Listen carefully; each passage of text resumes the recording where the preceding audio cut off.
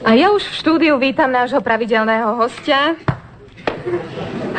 ochrancu zvierat, poľovníka a zverolekára v jednej osobe, pána Stromokocúra. Dobrý deň. Dobrý deň. A čo si taká červená dievka moja, čo? Čo sa vám hambíš? Nie, bola som na kozmetike a nechajte ma. Jo, čo sa tam zmlátili? Nie, vytlačali mi úhry. Aha, a čím bucharom? To vás nedostatku sexu, dievka moja. To je dokázané. Ale pán Stromokocúr, radšej nám vy porozprávajte nejakú príhodu z lesa. Nuž, minulý víkend som bol aj s kolegom Kunom na poľovačke a zrazu nás chytila taká hmla, že sme nevideli na krok. Zrazu niečo zašuchotalo v kríkoch, Kuna vystrelila bolo. A čo trafil? No, podľa zobáka sme zistili, že je to tetrov. Tak sme išli ďalej a zrazu opäť čuchot. Tentoraz som vystrelil ja a bolo. A čo ste trafili? Nuž, podľa dokladov to bol právnik. No, radšej dajme šancu nejakému poslucháčovi. Kto by sa chcel niečo spýtať pána Stromokocúra, nech sa páči. Kto je tam? László Komárom.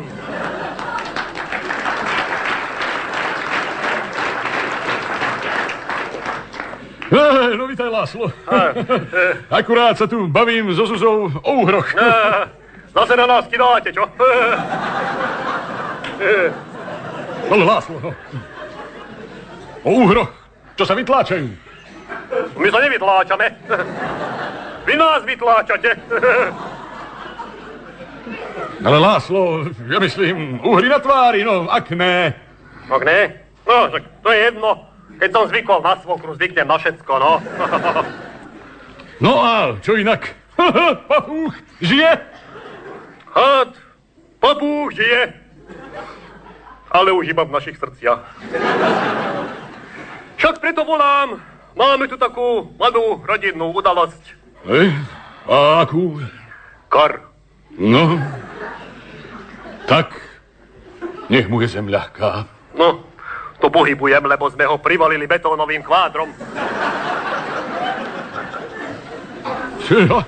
No a to už prečo? A po tom všetkom, čo prežil, obávame, aby nevstal z mŕtvych. No, troška mi za ním aj ľúto už bude, hľadám. No. A čo, deti nie sú smutné? No tak oný Gergej dostal toho oného, konal grázelo. Tak sme hovorili... Potkaň, jak som slúbil. No a dcéra povedala, že jej by lúbil hod. Hej? No a čím? Oštepom alebo kulou? Koľko? No keď už sa dala na ten šport, či by chcela robiť hod oštepom alebo kulou? Hod má gule a oštep.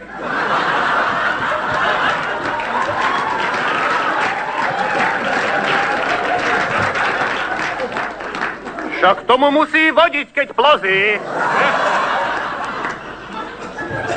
Na golfovom ihrisku zapadne a je konec.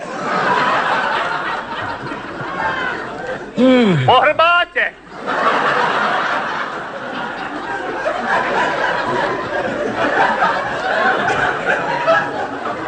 Plazí.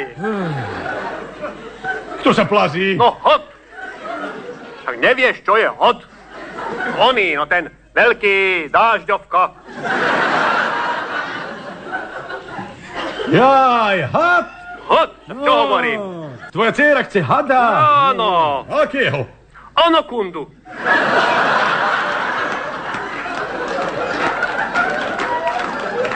Ale ja sa nepýtam, na čo to chce.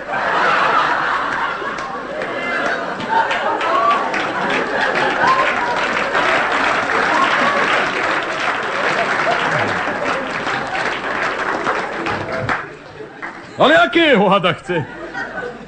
Oha, čo ti vravím? Veľkého anakundu.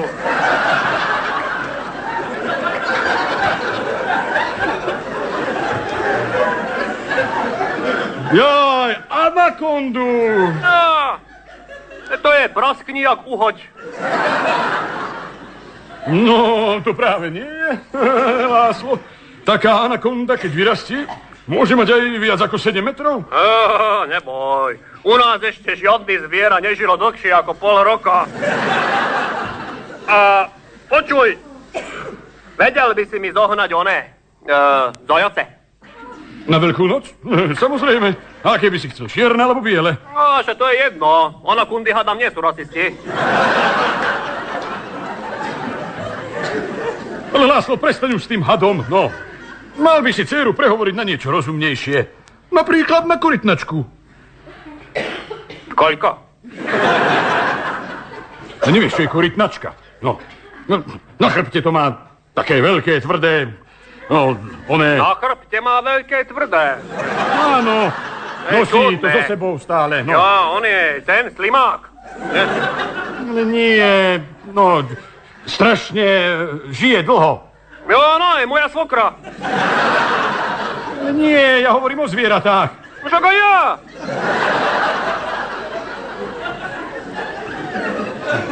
Počúvaj ma. No? Ako by som ti to vysvetlil. Bol taký kreslený seriál, no. Ninja korytnačky. Raffaello, Leonardo, Michelangelo a Baricello. Neviem. Ja si na žiadne minče nespomínam.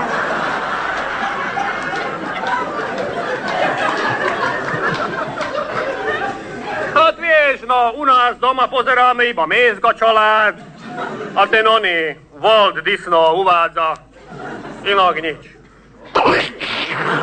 Istenem, Gergely, mi činálš? Čo sa stalo? Biela sa prebral. Nie len hosli žiarovky, čo sme tu naťahali po záhrade, vieš, na tú oslavu, na kar. No, aj v celom lokáši hoslo svetlo. Počkaj, Gergely, zožeň sviečku. Hoď za sestrou, tam má vždy nejaké.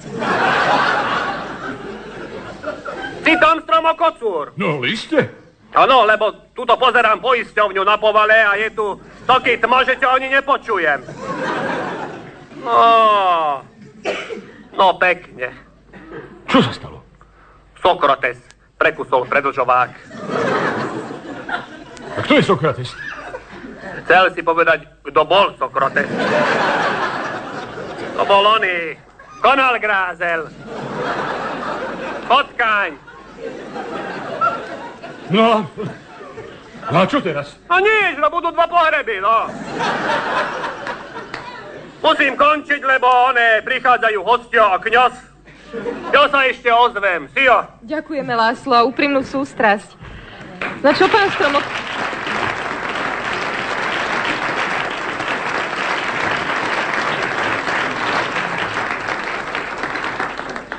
No čo, pán Stromokocúr, v takejto smutnej chvíli sa vtip hádam ani nehodí. No, ale že by sa nehodil, práve, že sa hodí.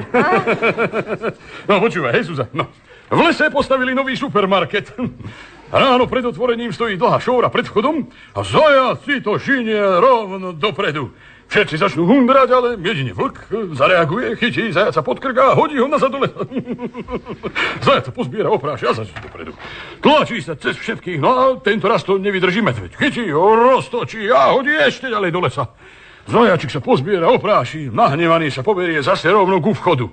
Už je tesne pri dverách, keď ho smatne lev, ktorý je tam samozrejme prvý a z celej sily ho odhodí do lesa. Zajačik sa postaví, opráši a povie: kašlem na to, otvorím až zajtra.